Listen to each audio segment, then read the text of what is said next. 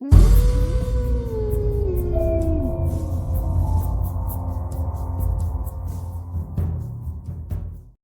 निमकर।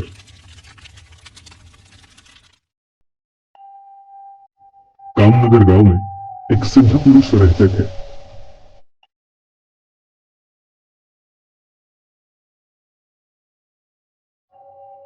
उनके पास गांव के लोग अपनी समस्या लेकर आते थे और बाबा उनकी सारी मनोकामनाएं पूरी कर देते थे। बाबा जी के चरणों पर आए हुए दंपति। बाबा जी, हमें 50,000 रुपयों की सख्त जरूरत है, पर हमें कहीं से कोई मदद नहीं मिल रही। चिंता न कर, शांति से अपने घर जाइए। आप अपने अलमारी में 50,000 रुपए पाएंगे। बाबा जी की कही बात कभी झूठी नहीं होती थी। घर पहुंचते ही पति पत्नी को अपने अलमारी में 50,000 रुपए मिले। बाबा जी के चमत्कार से लोगों में उनके प्रति श्रद्धा बढ़ी। बाबा जी के पास लोग जो कुछ मांगते थे वो बाबा जी के आशीर्वाद से मिल जाता। लेकिन बाबा जी सिर्फ अमावस की रात गांव आया करते थे। बाकी समय वो कहां जाते थे किसी को नहीं पता था। लोगों का कहना था कि बाबा जी जंगल में नई नई सिद्धियां प्राप्त करने जाते हैं जिससे मानव कल्याण हो। ये सारी बातें कामनगर में रहने वाले नरेंद्र ने भी सुनी थी। बाबा जी के कई चमत्कार अपनी आंखों से देखे भी थे, लेकिन उसने बाबा जी से कभी कुछ मांगा नहीं। उसे तो बस बाबा जी से एक ही चीज चाहिए थी, वो थी बाबा जी की सिद्धि। और फिर किसी और की नहीं, खुद की सारी इच्छाएं पूरी करने के सपने नरेंद्र देखता था। उसने कई बार बाबा जी का पीछा किया।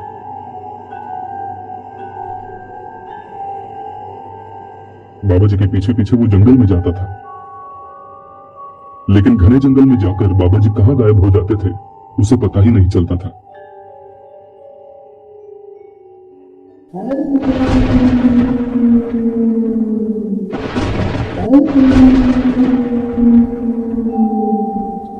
फिर एक अमावस की रात उसने बड़ी हिम्मत करके बाबा जी से उनकी सिद्धियों के बारे में पूछा और ये सिद्धि प्राप्त करने के लिए क्या करना चाहिए इसके बारे में जानने की भी कोशिश की।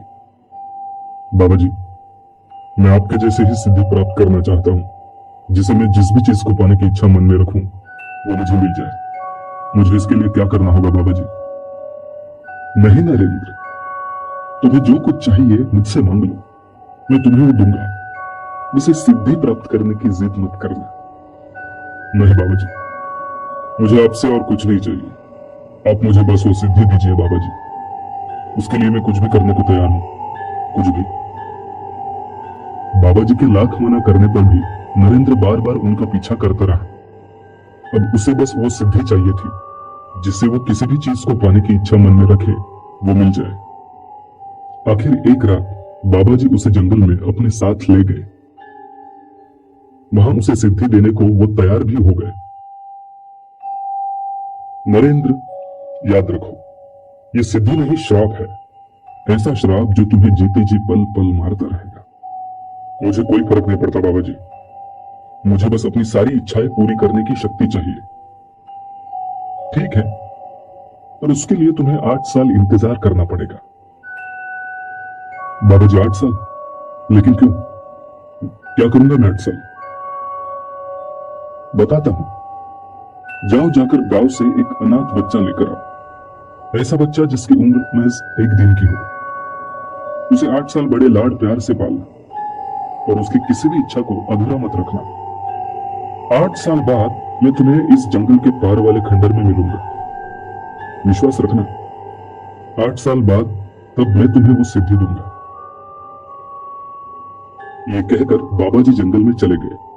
नरेंद्र के सर पर बस अब सिद्धि प्राप्त करने का भूत सवार था, इसलिए वो कोई भी गुनाह करने को भी तैयार था। उसे बहुत ढूंढने पर एक अनाथालय में ऐसा बच्चा मिला जिसकी उम्र 2 दिन की थी। नरेंद्र ने उस बच्चे को गोद लिया, उसे घर ले आया, उसको बड़े ही लाड प्यार से पाला जैसे अपना खुद का ही बच्चा हो। वो जो कुछ मांगता उसे दे देता था, चाहे नरेंद्र के पास पैसे हो या ना हो। कीमती खिलौने, रोज के खाने पीने में मिठाइयां तथा काजू बादाम देता था। सर पे कर्जा चढ़ने लगा, लेकिन नरेंद्र ने बच्चे को कभी नाराज नहीं किया। उसे कभी कभी शक होता था कि इस बच्चे की वजह से मुझे सिद्धि कैसे प्राप्त होगी। कहीं बाबा जी ने मुझे फंसाया तो नहीं। फिर भी 8 साल बच्चे को उसने प्यार से बड़ा किया।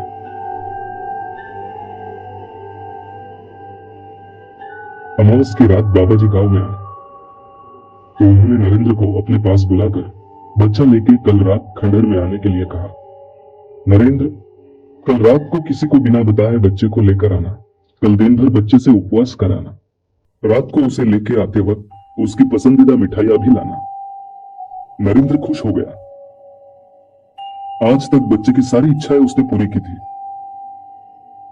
अब उसकी खुद की इच्छाएं पूरी होने का वक्त आ गया था। दूसरे दिन वो बेसब्री से रात का इंतजार कर रहा था।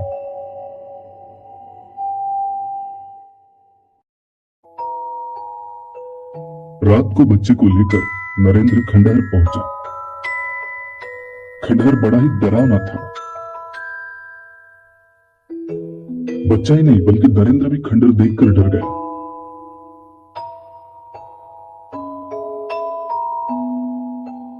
बाबा जी खंडहर में हवन कर रहे थे। उनके सामने एक खोपड़ी रखी थी जिसमें खून भरा हुआ था। नरेंद्र को बाबा जी ने अपने सामने बिठाया और खून की छींटें उस पर उड़ाई। फिर बाबा जी मंत्र बोलने लगे।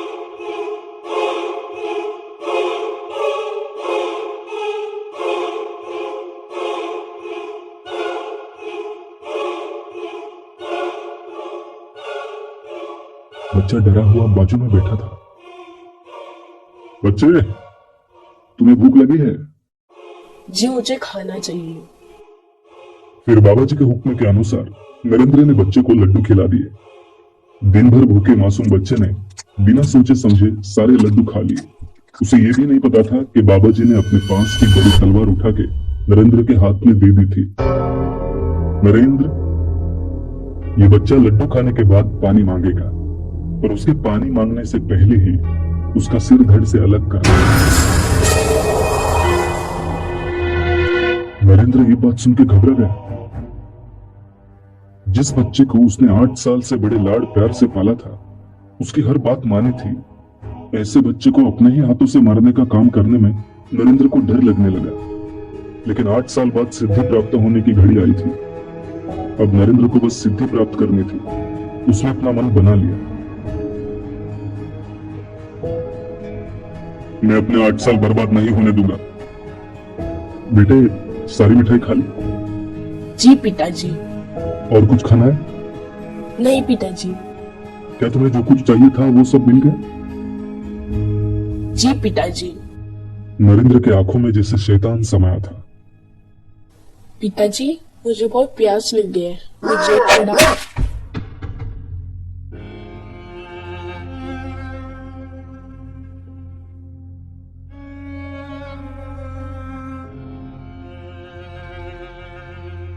नरेंद्र ने एक ही झटके में अपने ही हाथों से बच्चे को मार डाला।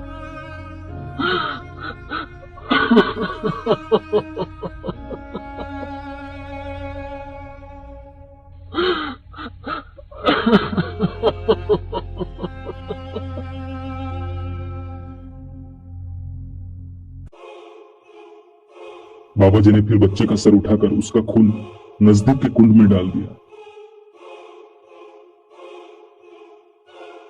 और नरेंद्र को उस कुंड में नहाने को भेज दिया और कहा कि नहाकर आते ही उसे अब सिद्धि प्राप्त होगी। खून भरे कुंड में नरेंद्र नहाने उतरा। नहाते वक्त नरेंद्र कांप रहा था। उसे अपने ही गुनाहों का एहसास होने लगा था। अब कहीं जाके वो समझने लगा था कि उसके हाथों से कितना बड़ा अपराध हो गया था।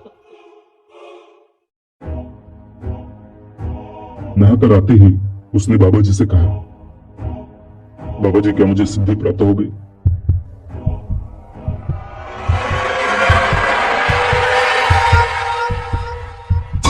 तभी उसने बाबा जी के पीछे से अपने बच्चे के पिशाच को रोते हुए अपनी ओर बढ़ते हुए देखा। उसे देखकर नरेंद्र के होश उड़ गए। पिताजी, पिताजी, आपने मुझे क्यों मारा? क्या गलती थी मेरी?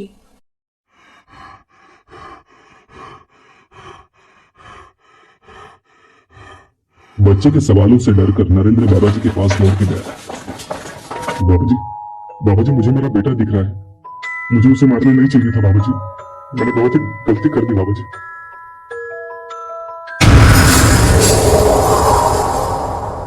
पिताजी, आज तक आपने मेरी सारी इच्छाएं पूरी की, तो मुझे थोड़ा पानी भी पिलाइए ना। मुझे प्यास लगी है, मुझे बस थोड़ा पानी दीजिए। बच्चे मुझसे अभी भी पानी मांग रहे हैं बाबा जी।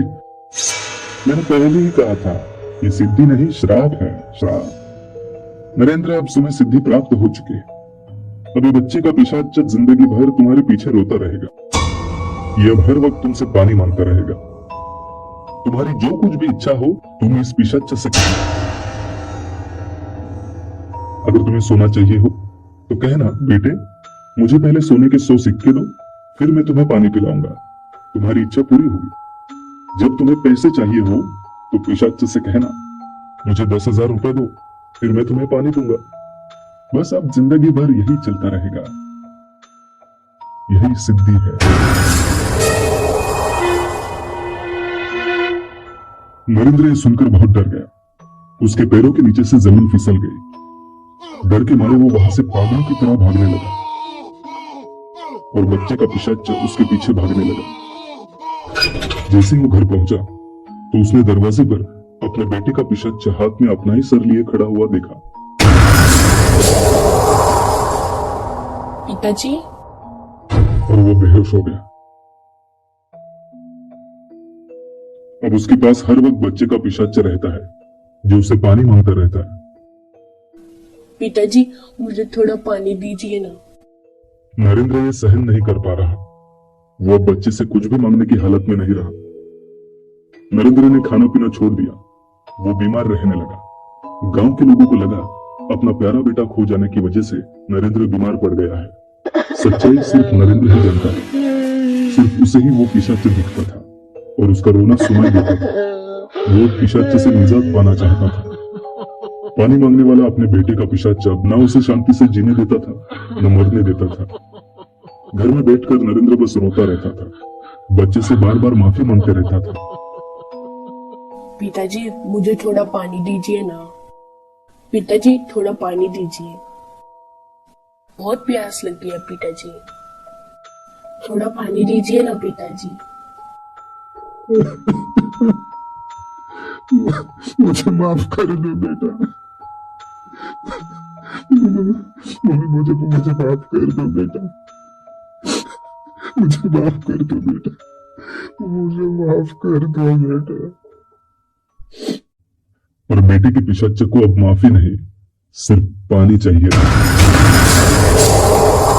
पिताजी, मुझे थोड़ा पानी दीजिए ना।